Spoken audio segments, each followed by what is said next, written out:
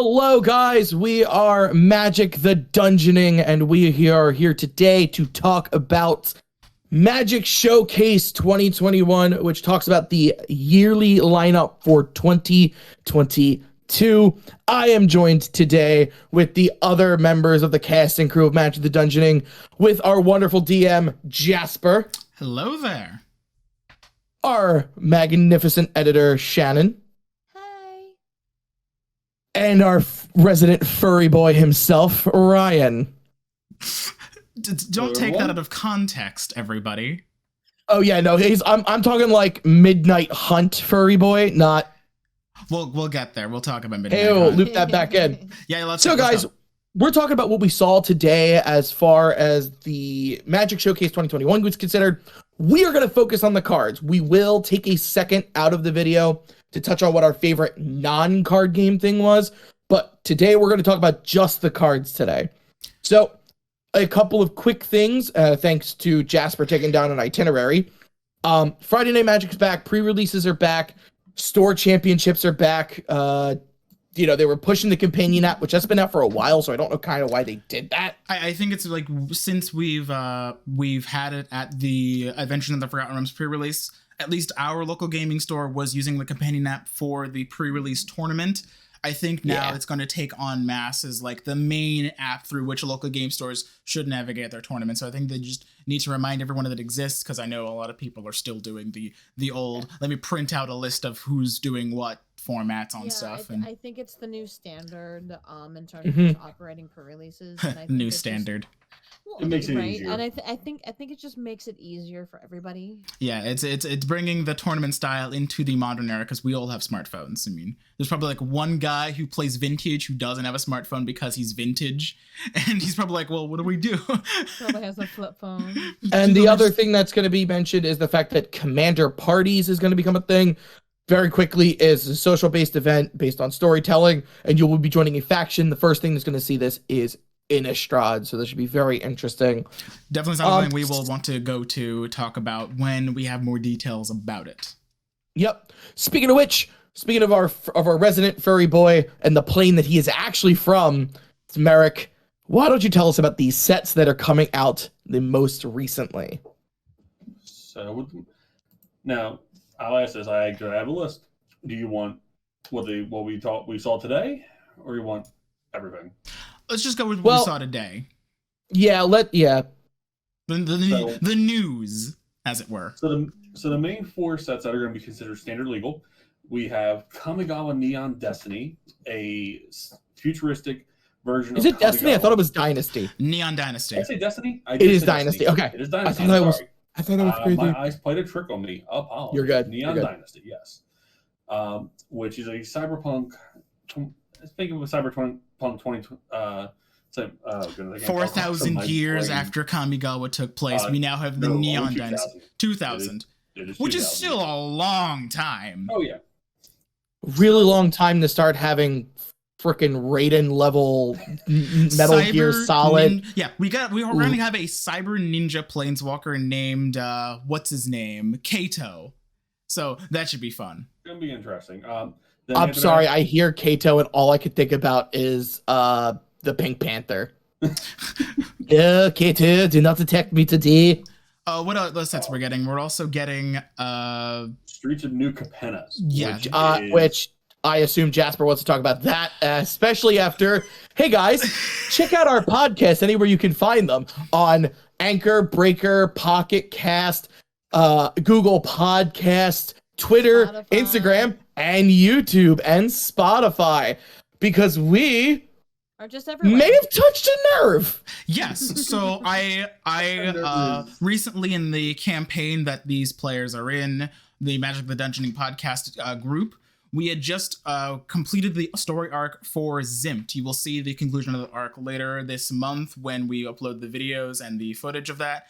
But Zimt is my take on a film noir sort of Aetherpunk sort of plane. And so now Wizards has the audacity to release Streets of New Capenna, which is a 1920s noir plane about demons who run mafias. Well, so in all fairness, it's not 1920s. I think the biggest things to take out from this is that These are 3 colored demon-led mafia families. We were discussing shortly before we started filming that it does seem like Ob Nixilis is in the set. We do know, based upon what they said, getting the female representation up in here, that Elspeth is going to be very important to this set. That'll be very fun. So the story of New Capenna is that New Capenna is the city designed by angels, and it's been kind of sort of dominated by these dark, malefic mafia or like mafia members. And so it should be a very interesting set. I cannot wait till we get like the cards that represent these sort of like film noir tropes, or like we get like a detective legendary creature. I'm going to enjoy maybe like things like Investigate being back. We could enjoy things like Riot being back. We'll have to see. But that set's going to be released for the spring set for 2022. And I think we're actually going to get the rest of the triomes in that set as well. That's going to be my big prediction as well. We're going to get so that you think that these are going to be those shards. Hey, Shannon, why don't you tell us what that third set is that's coming out in 2022 for quarter 3?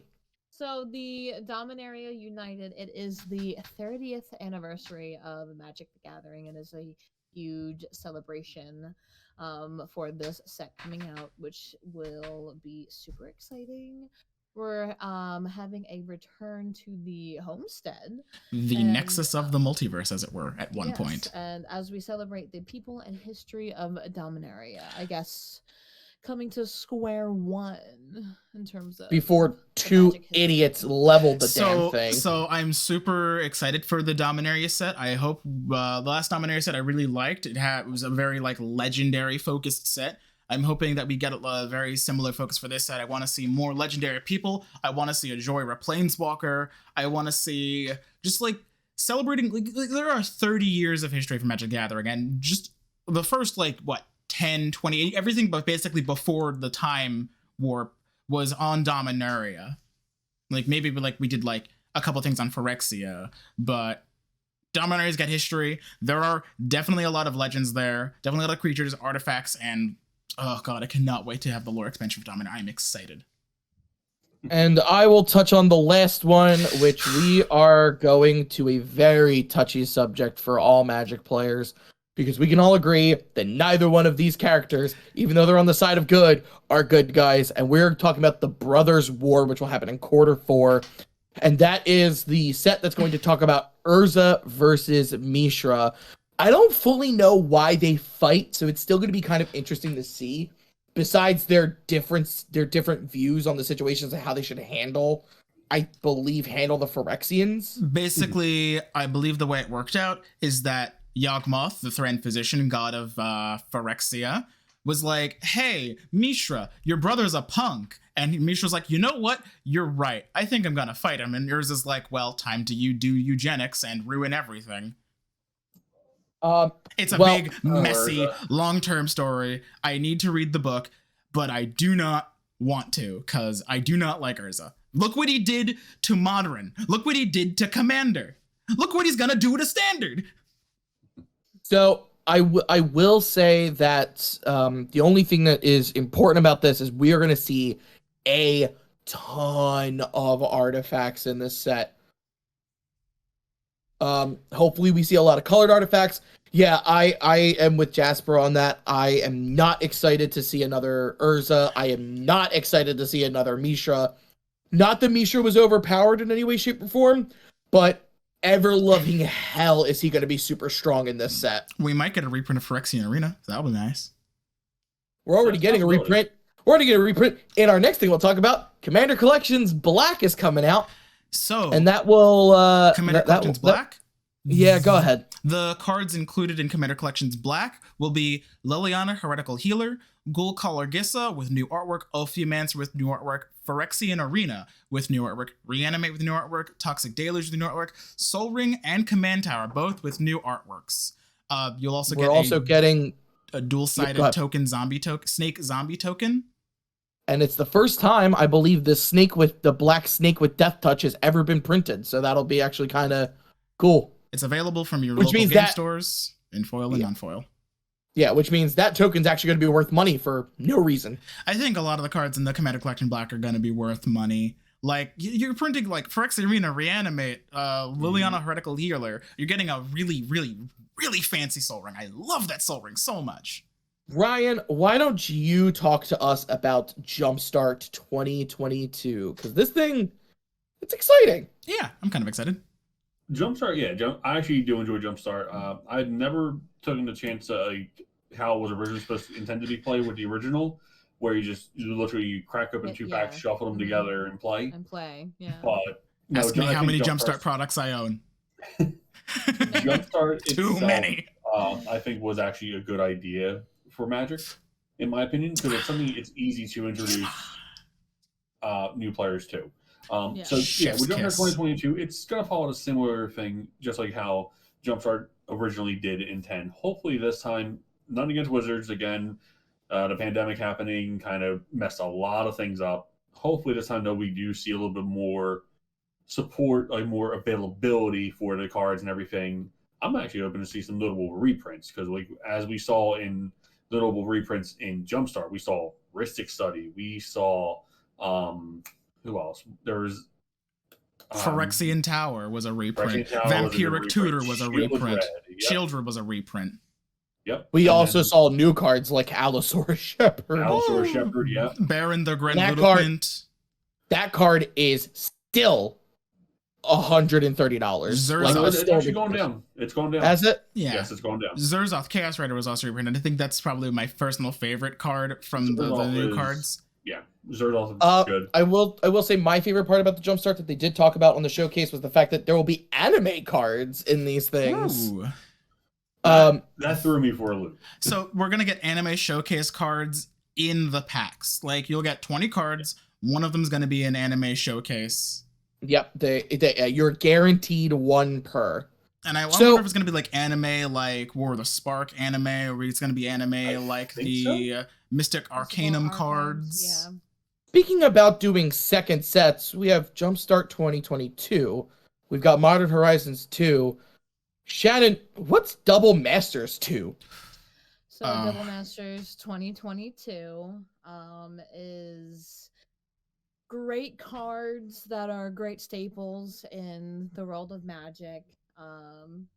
There are 2 rares and two foils. 2 foils per pack, Yeah. which is cool. Aminatsu is going to be reprinted, and there's just a huge ass opportunity to get cool ass cards. So I will ask everyone, since Double Masters can kind of be reprints from anywhere, and we did see things like Mana Crypt, and we saw Mana Crypt, we saw Jace the Mind Sculptor, we saw Blightsteel get reprinted in Double Masters 1. Got reprinted. A couple of the swords. So your top 3 reprints you would like to see in the sets, Ryan? Top 3 for me. If we don't see it in Kamigawa, Sensei's The Binding Top, number 1. Oh my god, 1,000%. Matt, no, hold up. Pause for a second. A cyberpunk themed Sensei's? Would be awesome. Would be awesome. I'll take it. It's a $50 card that was an uncommon. Oh, no, it's not a $50 card anymore. It's going to be upshifted to Mythic. You know it. Unfortunately, yes, it is. It's in standard. They have to. They cannot let Sensei's be an uncommon in standard. Screw Urza's rage. Here's Bill's rage. I have no idea what I want for reprints for Double Masters. I mean, Rye said top, and then we went off about top. We did. I mean, of course, it's top. Other 2 for me. 2 is kind of a cop out, but it might also not be. It's the Eldrazi Titans. They need a reprint badly. They might be in Jumpstart, maybe. Oh god, yeah, we're getting an Eldrazi themed Jumpstart. We have multiple possibilities of the Titans being reprinted. They're very powerful cards. Everybody can admit that. I would be fine if Sun Titan was never reprinted ever again. We have some B footage of us trying to play the precons. These 4 people here for Commander subclass. Stay tuned. That video will be coming soon. But it will feature Danny, Shannon, Jasper, and Ryan playing their own decks as they play a game of Commander. And there will not be a Sun Titan in sight. Where am I? Off on the sidelines. I need one of you to play a Sun Titan just to piss him off now. You want to see a card get removed at the speed of instant? So, Jasper, what 3 cards would you like to see reprinted? I honestly have no idea what I'd like to see reprinted. Other maybe like we'd like to see like maybe Necropotence reprinted. I know they got a recent reprint at some point last year, but the card's still really pricey, and I don't have my hands on it, and I'd like an opportunity to get my hands on it. Let's see what else. I mean, I'm always going to be a fan of more lightning bolts. Maybe we get a reprint of. You got a lightning bolt secret lair. What more could you want? Another secret layer of lightning bolts. Yes, secret lair, lightning strikes twice. Yes, we've had the lightning bolt secret layer, but what about the second lightning bolt secret layer? So I will say you actually did skip over my third. Oh, your third. You said the Eldrazi Titans, so I kind of let that eat up as 2. You saw it. You know, that fair. My third was good. What's your third? Liliana the Veil. Oh, fair. Yeah, very fair. I think a lot of Planeswalkers need reprints. Like, Liliana. A lot of Liliana just need reprints, like Liliana of the Dark Realms, Liliana the Veil. General.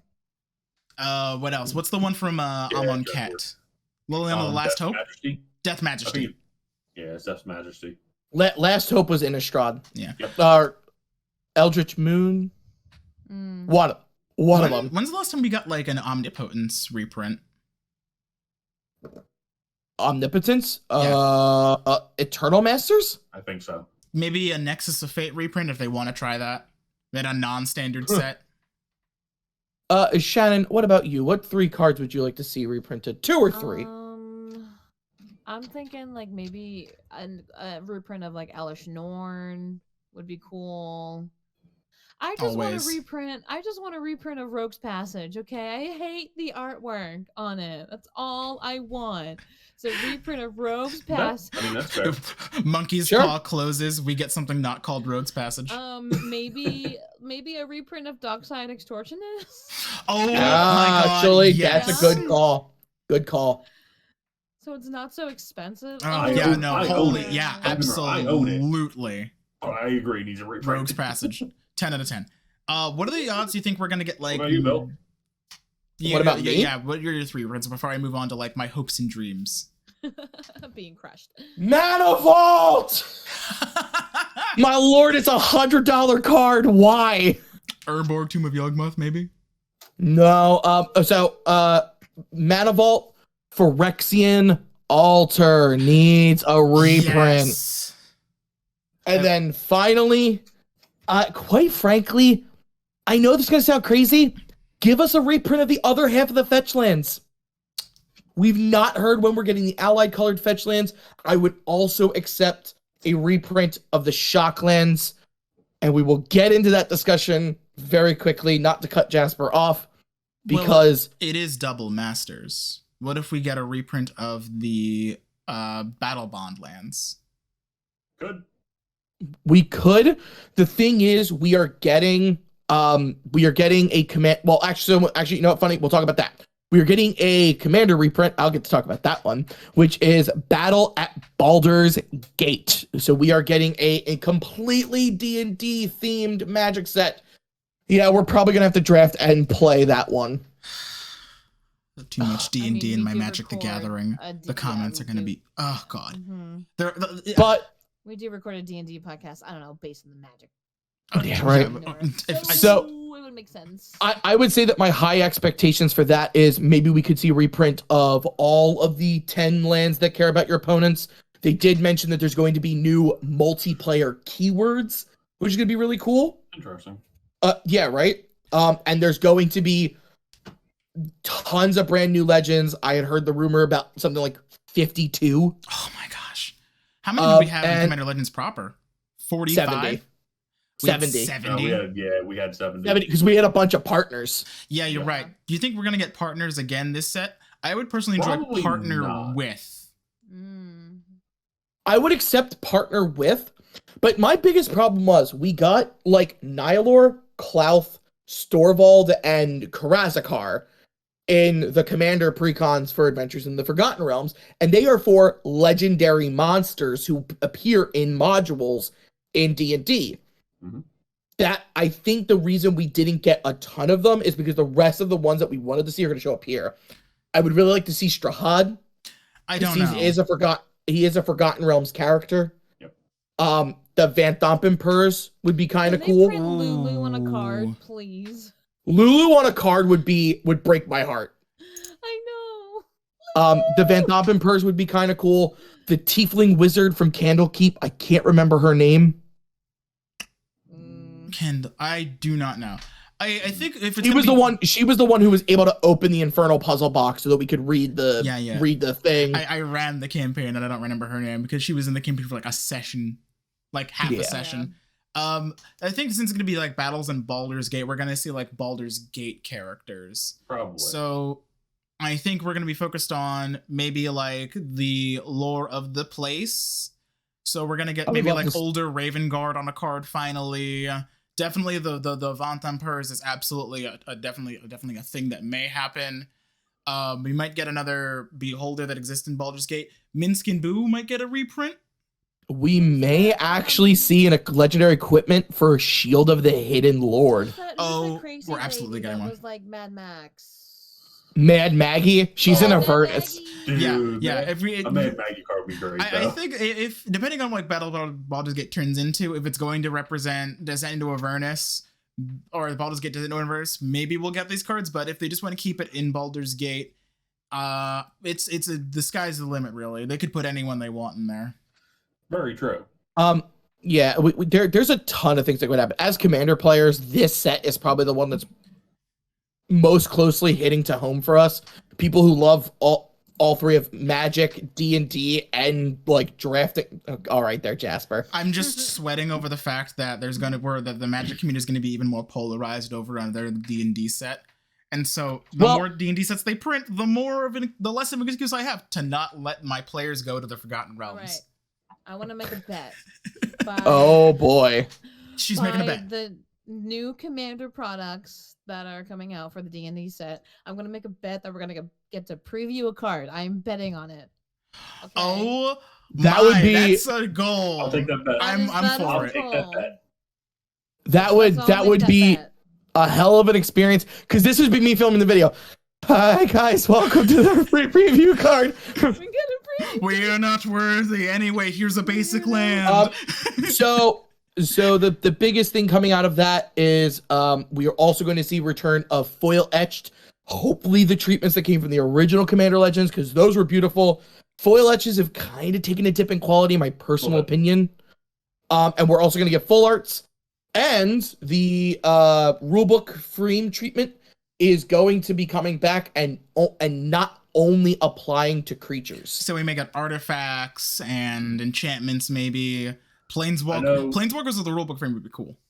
I'm going to touch on a touchy subject here for a lot of people. I know some for Commander Legends 2, a lot of people are hoping they reprint Jewel Lotus. Really? I mean, as a person who owns a single copy, I actually hope for a reprint. I do not own any copies. I really hope. Okay, so here's what I'm hoping. I'm hoping we see the other half of the cycle that was Hull Breacher and Opposition Agent. White, green, and blue. White, green, and red deserve to have that card as well. Yeah. I can't wait for the green one to get day 0 banned. I can't wait for the white one to get day 0 hyped to $300. And I can't wait for the red one to be just okay. That's my predictions. The white one's going to be busted. The green one's going to be so busted they have to ban it. And the red one's just going to be like, just okay. Well, it's going to be like... Blue... Holbridge already took that throne for that. Green can't dethrone blue. You say that. No. Jasper brings up a good point. Ban before it's supposed to come out, much like Lutri. So, imagine. There's like theory crafted about what the green one does. It's probably like, say I go with like Tempting Offer, the green ramp card, and then I'm like, flash in green Hull Breacher. I'm going to take 7 lands. Yeah, no. No. 3 for me. 3 for me, and then the 3 that you have 6, and then I'm going to play my land for turn. You know what? No, I imagine it to be something along the lines of like a mana dork feature, which is whenever your opponent taps something for mana, you spawn a mana of the same color. Oh, I imagine that would synergize really crazy with something like Black Market if you can flash in before Black Market triggers and just get all that mana. Oh, I'm thinking like Yurlock laughs with that thing. Yeah. Anyway. Yeah, your luck. I laugh like that because I run your luck as a we'll just have to wait and Right. see. The last specialty set coming out this year will be the Unsets have returned. It is going to be called Magic the Gathering Unfinity. It was announced by Mark Rosewater, and the theme is retro sci-fi carnival amusement park circus, titled Myra and the Magnificent Astrotorium of Fun. What? We're getting Spacek Lands, which is basic lands set in space. They are going to be full art in space. I think this theme of the set is a little all over the place in terms of like what. Well, that's just how the last set. Hold on. The last set had Alexander Clamilton. So and like the Unsets can be whatever they want. Yeah, I don't the think Yeah, they like, care. There is literally a card in an unset that I own called Fat Ass. Remember like Baron von Count, the evil like League of Villainy. Remember like the mesh cards where you took like a chicken horse card. I love ass whooping, and that is a magic card, which is destroy a permanent in a game from where you're sitting. So I could just be like, tap for 3. Hey, you got a creature over there? Yeah, can I see it? Cool, it's destroyed. I hope this set's wild. They previewed some artwork for this set. I am really excited to see the artwork for this set. I really enjoy like the retro sci-fi cassette punk, ray punk sort of theme, and I want to see Wizards' take on it. I would love to see a legendary commander that I could rule 0. That's just like this sort of like Earthworm Jim sort of guy. If you're watching this video, comment if you would love to see a silver bordered commander game. Yeah. So, the other elephant that needs to be addressed in that room is Mark Rosewater did mention Shocklands, and we don't know what that means. Does that mean we're getting Shockland reprints of the allied or enemy Shocklands, or does Are we getting silver bordered Shocklands? Because I've thought of a couple name wizards. Here you go. Give me a call. Maybe a free preview card. I don't know. One of those. Breeding Pool, Prize Pool. Sacred Foundry, The Lost in Foundry. Overgrown Tomb, Overstaffed Break Room. Hollowed Fountain, Water Fountain. I got all day. Give me a call. Per the rules of Uncommander, that means I can run, in a 3-color deck, I can run 6 Shocklands. If that's what they're doing. Right. I did build a silver border deck around a card's probably going to pop up on screen now. Stet Draconic Proofreader, which was Names and Letters Matters Tribal. It was a lot of fun. I thought it was interesting. Running Knights and Owls and Sir Kane. Yes. Mine was the not Surgeon General. Oh yeah, the not Sir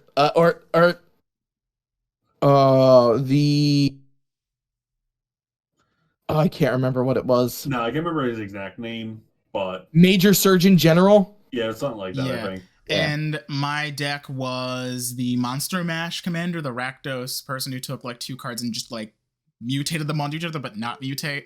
I can't remember her name for the life of me. Actually, it's funny enough. On my commander, that is the first iteration of mutate ever in Magic. Yeah, You're right. Yep. It was spoiled and unsanctioned, which by the way, judging for weird mechanics.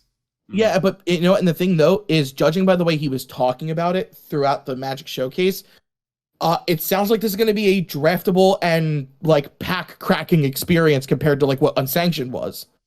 Oh, well, yeah, you know. Speaking of draft, I think we should move on to the rest of this year's sets, namely Innistrad Midnight Hunt and Crimson Vow. We touched on them briefly with Ryan talking about them, but I think the big thing comes down to, and we'll just do this. We, by the way, September 2nd is when they, on their Twitch channels, when they're going to start doing more spoilers.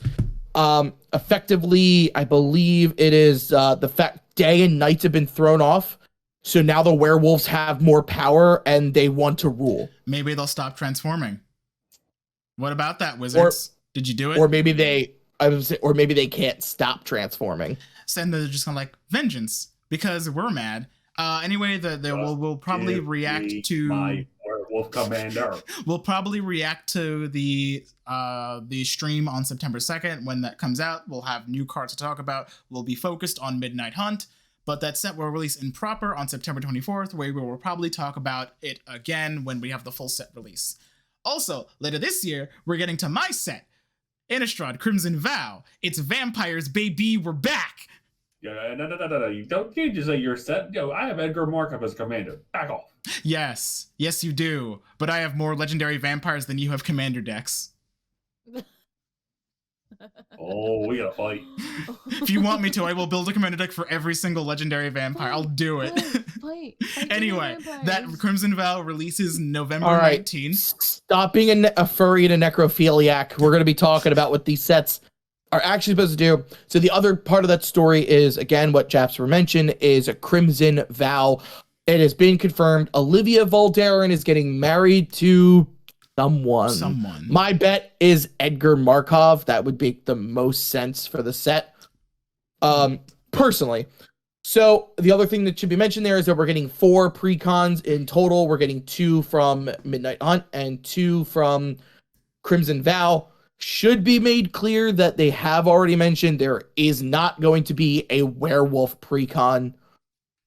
Humans, undead, Boo. vampires, and what's the 4th one? It's not werewolves. Spirits. So yeah, it's living undead, humans. I'm sorry. Oh no. Yeah. It's undead, humans, spirits, and werewolves.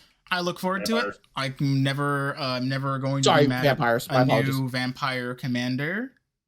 Hopefully they're good as Edgar in terms of vampire tribal.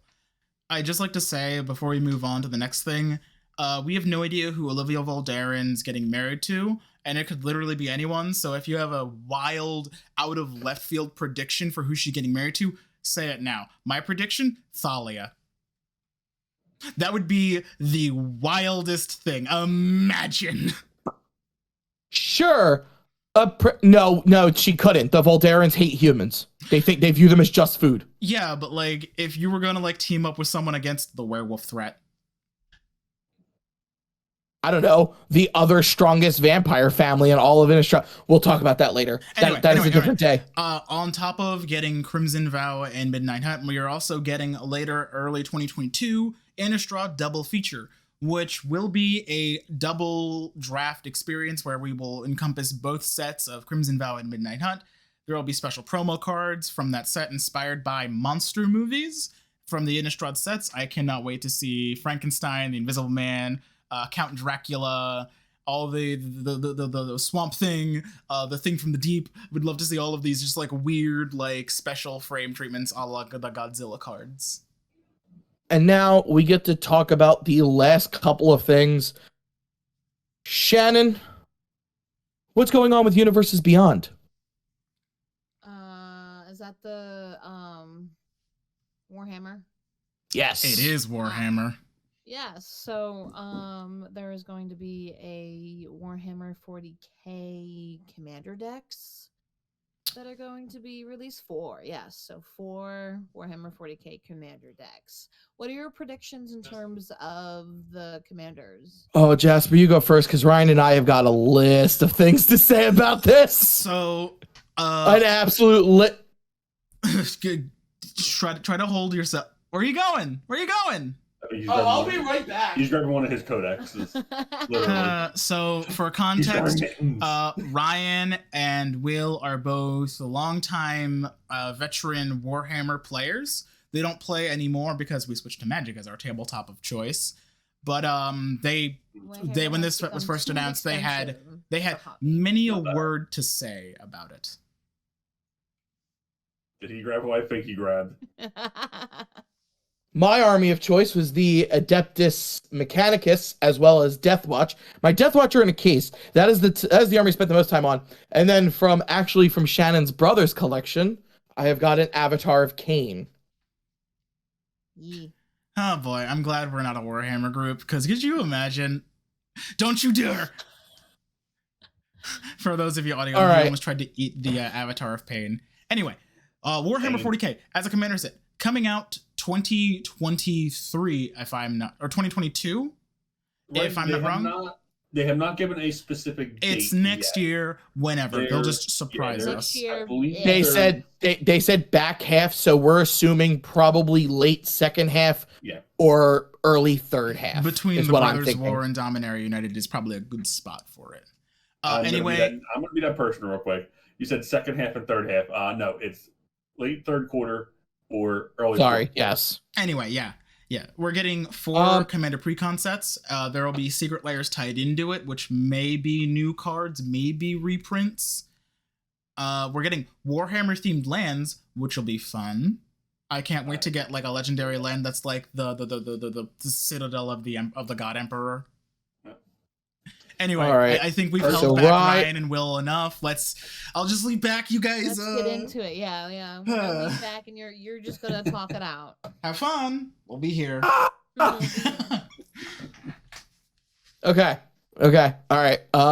So first thing, we did get views of Space Marines for this set. Ryan and I, as soon as we heard this, we were like, yeah, absolutely one of these decks is going to be the Adeptus Astartes. No doubt about it. I will say, I think we already got a view as to who the commander is. I did take some screenshots, did a little bit of research and confirmed with Ryan. That is Marnius Calgar in the artwork, and he is the current leader, minus Rebuke Guilliman. We'll get into the history of Warhammer 40K later. He is the current leader of the Ultramarines. He did just undergo the Primaris surgery for lore reasons. I think it's a safe bet to say he's probably going to be the commander of the Space Marine deck. If it's the only one, too. Like there's potential here. There's 2 ways, honestly, they could go with this. Yep. They could either go 4 commander decks, all themed around specific factions of the Space Marine, which I personally hope they don't. Yeah, because we were thinking like what for, and realistically, it's Ultramarines, we think Ultramarines, Blood Angels, Dark Angels, and I was thinking like possibly Raven Guard, Iron Hands, Imperial. Like realistically, it's Blood Angels, but Space Wolves maybe. This is all Greek to me. I have no idea what they're talking about. Yeah. Space Wolves are fairly popular Warhammer Space Marine faction. Aren't they just werewolf Space Marines? No, they are.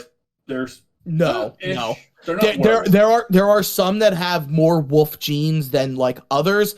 It's a whole thing. We can do a video on Warhammer lore a different day. Anyway. The thing we hope orc deck, I'm going all ham and buying it. The other thing we think they're going to do, which is what I'm hoping they do, mana color, is they build 4 separate races for the Warhammer 40K decks. The 4 we came up with, we obviously Ultramarines. That's the first one.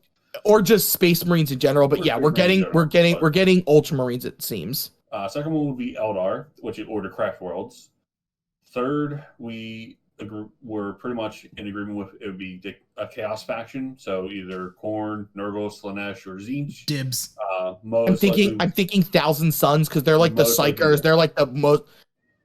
They seem to be in the forefront of things. So Tzeentch would be the most ideal for that. Well, because when we were playing, Magnus the Red, when he dropped coming back with it as a demon. Oh my lord, man, I never faced him in any of the games I played. Thank Christ. Twice I killed him once. The other time he completely wrecked me. Yeah. And he did it almost single-handedly. Anywho. Then the final army can go either way. They can go, honestly, orcs, we have it between Necrons, 3. or Tyranids. Personally, me, I'm a Tyranid player. I would hope for Tyranids. I personally think orcs are pretty cool. It's already a creature type in Magic the Gathering, so it's not like they'd have to go out of their way and create new ones. Eldar, I mean, they're just elves, but space, right? Yeah, they're space elves, basically. They are essentially space elves. So you could do orcs or elves. Hell, I mean, demons also a creature type. Craft Worlds is the Eldar. They're the space elves. We think that's who it is. If I have to settle in on a faction, the most notable character is probably Eldrad Ulthran of Ulthwé. Yeah. What? Yeah, Eldrad Ulthran of Ulthway. What a mouthful. Yeah, and he is like, he's a psyker, so he uses psychic powers, and he's sacrificed parts of his body to save his craft world. So he's like 90% crystal at this point. Yep. It's super metal. Well, super rock. Again, you know what I mean? Warhammer lore is deep. Absolutely nuts. You think Magic's lore is crazy? I think Warhammer has it. Anywho, by a mile. I think both their lores are crazy, but yeah. I think before we get too deep into becoming a Warhammer podcast, we should move on to the next Universes Beyond set coming out, which is a very special set for Will specifically, but I think all three of us are going to enjoy it. It is Lord of the Rings, Tales of Middle-earth. It will be a full modern legal set. There will be tabletop, arena, and Magic Online releases. We will get a number of commander decks also based on the Lord of the Rings IP, and it will have secret layers affiliated with it, releasing in 2023 at some point. Wizards went all in on Lord of the Rings. We're getting commanders, sets, secret layers. The only thing we're not getting is maybe like, I don't know, if they wanted to do like booster boxes for it, or like, promo packs. They are. Oh. And so, oh god, it's gonna be crazy. For me, when I heard that there was a D&D set coming out, I was like, this is huge. I hope they don't screw that up. They didn't. Then they announced Debatable. Then they announced that there was going to be Warhammer 40K precons commander decks, and I was like, I really hope they don't mess this up. There's potential. They could screw up anything they want. They cannot mess this up for me. They did reveal a picture of Gandalf, Friend of the Shire, he's being called, and he, by the way, it should be noted for anybody who's watching this, it's probably not going to be the artwork of the portrayals of the characters from the movies. The Gandalf that they showed is nothing like Sir Ian McKellen's performance in the movies. They'd have to pay him. Yeah, but I do appreciate it. He does seem very book accurate to me. I am super excited about this. They also announced the characters Gollum, Frodo, Aragorn, and I believe Gimli. They have to have Legolas in there too. Granted, calling it now. Gollum's card. When he ETBs and enters the battlefield, he is going to literally spawn an artifact called Ring, and it's the One Ring, and you're going to give it to an opponent. He has to attack that opponent. Hold up, Ryan. Your screen froze for the entirety of that. Could you say that all again? Damn. Yeah, I just noticed my Discord screwed up. Yeah, go. Just take from the top. We'll edit this out. So calling it again. Gollum, his card when he ETBs, I think he's going to be mono red. Or no, he's a mono black. I'm sorry. He's more of a mono black card. Or a flip card at that. Who knows? When he ETBs, you generate target artifact, the One Ring. And you have to give it to an opponent. You think they're going to put Soul Ring in Modern, but like it's only creatable through Gollum? Yep. I would actually rather him have a Xantcha the Sleeper Agent type effect, where when you cast him, he comes into the battlefield under somebody else's control. And if they do not control the One Ring, an artifact called the One Ring, then they start losing life because he would only ever be a detriment to them. Yeah. But if they have the ring, he's willing to play nice. Well, to keep with the flavor of Magic, the One Ring deteriorates the mind, which means to keep with like the flavor of Magic, you probably wouldn't lose life. You would probably lose library. So it's probably going to mill you or discard you. Well, no. So the One Ring is a whole different thing. I'm saying Gollum, I feel, should come into the battlefield under somebody else's control, and they would lose life while they control him if they do not also control the One Ring. I would rather Gollum have an effect that's like Xantcha Sleeper Agent, where he actually comes into the battlefield under somebody else's control, and if they do not control an artifact called the One Ring, then they start losing life because he's only a detriment. But if you have the One Ring, he's starting to play. Like I would view him like, he cannot attack or block, and during your upkeep, if you do not have an artifact called the One Ring, you lose 2 life. Imagine if they give him like Ring Walk, where you cannot block him if you have the ring. That's something along the lines of what Ryan said. And I actually, you know what? I would love the One Ring to be an artifact with the Monarch mechanic. Honestly, yeah. I think monarchs are a really good way to represent it. I think we make it like spells or artifacts that represent the 10 rings of man, the 7 rings of the elves, and like the 9 rings of the dwarves. Do I have that right? 9 rings of men, 7 rings of dwarves, 3 rings of elves. Okay, yeah. So like we make it an artifact that represents like that, maybe like a really cool artwork of like collected company or something like that. Who knows? I will say, as a fan of Lord of the Rings, the last thing I'll say about this is I kind of hope they don't put somebody like Telion and Celebrimbor into the set. Shadow of Mordor is a great game. I don't think it's going to translate well into cards. All right. So, as a Lord of the Rings fan, obviously the set is not based on the movies; it's based on the books. Do you think Tom Bombadil will be in the set? No. I don't think Tom Bombadil has enough representation as full on as a character to legitimize doing that. The only thing I want to see is my boy. I want to see the Fellowship. Yeah. Give me the full Fellowship. And I want a card called Ring Wraith that you can have 9 of in your deck. Oh yeah, that'll be cool. Yeah, I actually would like that. Anywho, in terms of other special tests we're getting, let's talk about secret layers. Secret layer, the super drops we're getting that's releasing now is called the Out of Time super drop. There are going to be 5. Teferi's Time Trouble, which will contain classic framed planeswalkers, Teferi Time Raveler, Karn the Great Creator, and Dak Faden, back from the dead. It's Dak Faden. He's just back from the dead. Not only are they classic framed, they're classic worded planeswalkers as well. Yeah, abandons a new word on a planeswalker card that I think is really neat. For example, it says when this card enters the battlefield, put 3 loyalty on it, and in parentheses it says use as counters. Yeah, it's like I think that's a really cool thought experiment for planeswalkers, which only existed in Lorwyn past the new frame. So seeing these classically formatted planeswalkers if they came out in 1994 or 1992 is definitely very neat. Mm-hmm. Shannon, why don't you tell us about the second secret layer in that drop?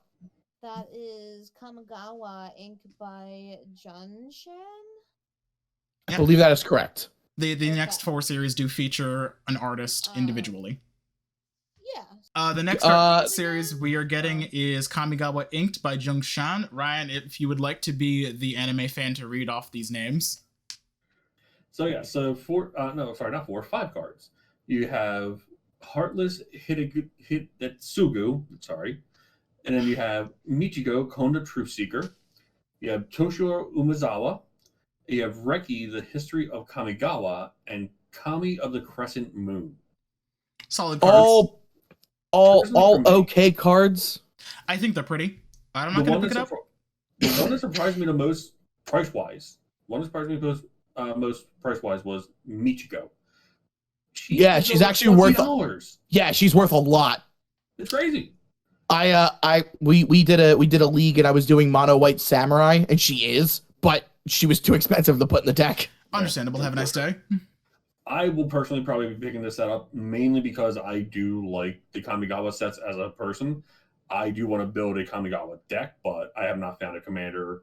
Shannon, maybe you'll get one. Why don't Kamigawa set coming out? Shannon, why don't you tell us about the first of the 3 art series with I think it's Johannes Voss. It's Johannes Voss. Johannes.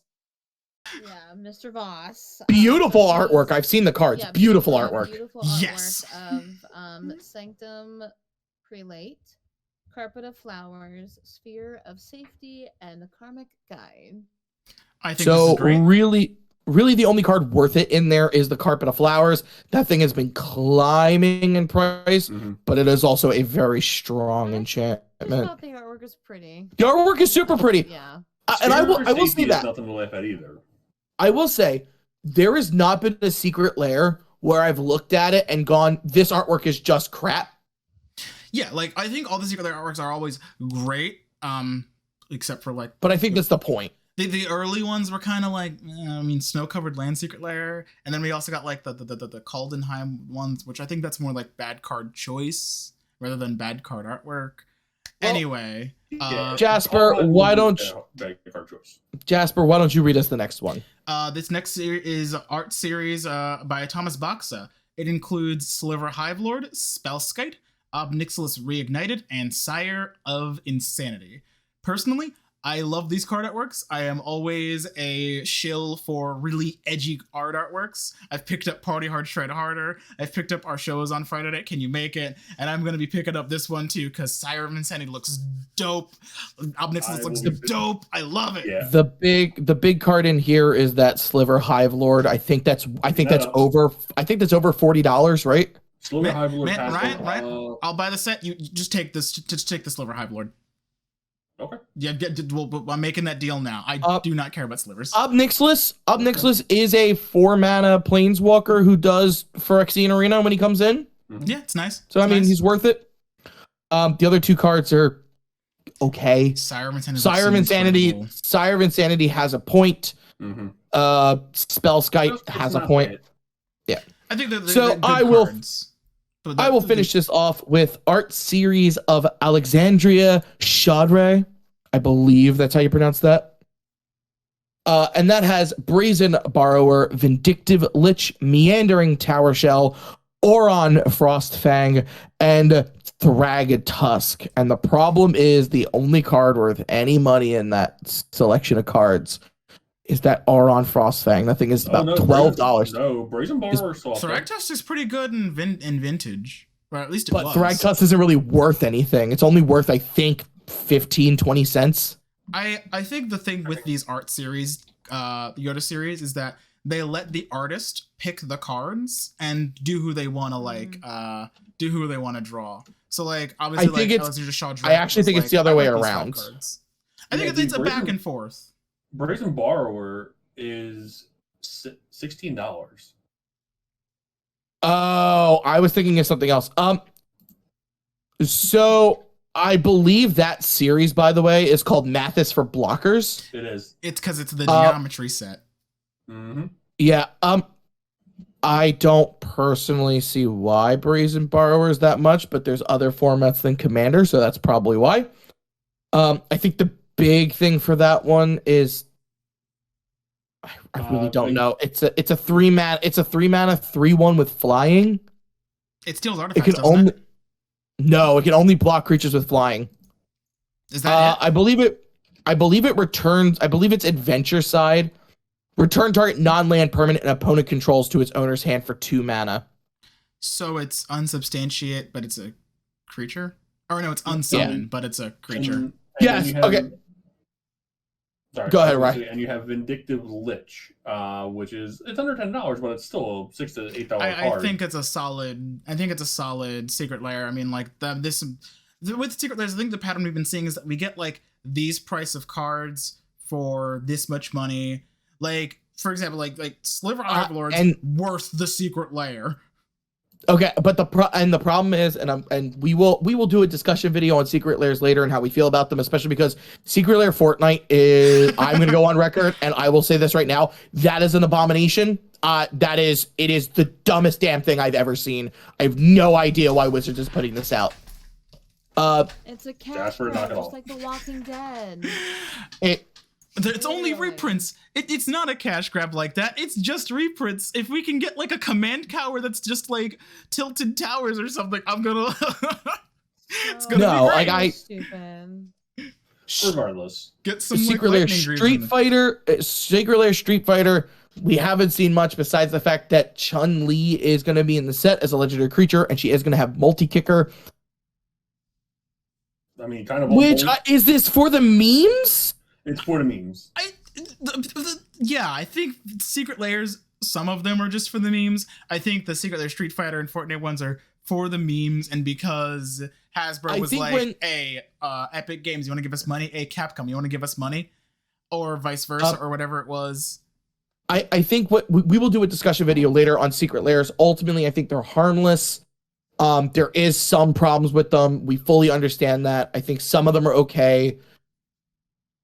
I'm not for The Walking Dead. I am not for unique cards being printed this way. I think that's an entirely separate discussion. For now, I think we should look at the positives. And the positives are, now that we've got Secret Lair Fortnite, Secret Lair Street Fighter, Secret Lair Walking Dead, that just brings us one step closer to Secret Lair IPs that we actually want. Like Secret Lair Power Rangers, for example. Don't entice me. You know you want it. You know, even if they're like unique Walking Dead style cards, you're gonna buy it and you're not gonna blink in a second. Like or like Secret Lair Phantom of the Opera would be great too. Now, we'd all counterpoint to what you said. Oh, we've been seeing Why these would value. Eric be on a card? No. Counterpoint to what you said. Oh, we've been seeing these value of cards. Explain Secret Lair Phyrexian. I mean, yeah, of course there are negatives to Secret Lair. Of course. No. That's not a negative. Those are 5 very, very good cards. $120 values worth of cards. I'm mad I didn't buy it. Why do we have a set where an artist is putting their good hard-earned money and they're redoing cards that are not worth what the Secret Lair is putting out? I mean, it's kind of like the thing where, like, if I did a Secret Lair, I probably wouldn't base my choices on, like, what's a pricey reprint. I'd probably base them like, ooh, what cards do I want to draw? I mean, my set would probably be like Lightning Bolt, Channel, Worldfire, and I don't know. And I could be corrected in the audience, but I believe what Secret Lair does is they go to an artist and they tell them what cards to do. I think it's a little back and forth between them. I'm sure it could be back and forth. Like Seb McKinnon, I'm sure Seb McKinnon got his choice of what to do because he's Seb McKinnon. I think that the way that works is the artist goes, I want to make these cards. And Wizard goes, and then they go, well, but what about this card? And I'm like, yeah, okay, sure. So I don't think like the artist can like just pick, here's some busted cards for Secret Lair. We're like not gonna see like so Alexandria Shadra, I hope I'm pronouncing your name correctly. Beautiful artwork. I think your style of art definitely needed to be put on some better cards. I say better cards. Meandering Tower Shell is not a good card. No, not at all. But it is round. He is a round boy. I will say Oron Frostfang, Vindictive Lich, and Brazen Borrower, they're good. Theme on point. Their artwork, amazing. I feel like they deserved better cards to put them on. It would be like I don't think we're gonna get an artist who's ever gonna be like, I want to draw Fetch Land, and Wizard's gonna be like, hey, okay. Why did she not get to do a Quandrix card? I don't know. The School About Math! So, actually, Alexandria Shadra and Wizards of the Coast played us for fools. If you take a look at the Math is for Blockers set, the card choice is actually more perfect than we could have realized. You'll see that if you look at the power toughnesses of all of these creatures, you'll see that they spell out the first few digits of pi, 3.14159265 And I think that's brilliant, and I'd like to apologize on Will's behalf for not realizing this sooner. It's, in fact, brilliant. Anyway, this has been your video editor, Jasper, and Dungeon Master. Let's get back to the video. You know, you're right. Anywho, before I think we get too vitrolic in the discussion of Secret Lairs, I think we should top this all out with saying that I'm really glad that things are rotating out of Standard. The things like the last point we should touch on, that Eldraine, Theros, Ikoria, and 21 are rotating out of Standard, fortunately. And I think that's a good note to end on, because who likes Eldraine? Who likes companions? Who likes 3 Teferis? Well, okay, not that one. Listen, okay, yeah. Oh yeah, but like, would you play in Standard? Would you play them in Standard with Ikoria? For our closing statements, out of the sets that are coming out next year, what are you most looking forward to, Ryan? Honestly, Capenna. Kamigawa was a very close second, but the Mafia-led factions really caught my eye. Shannon? Jumpstart 2022. Fair. Jasper?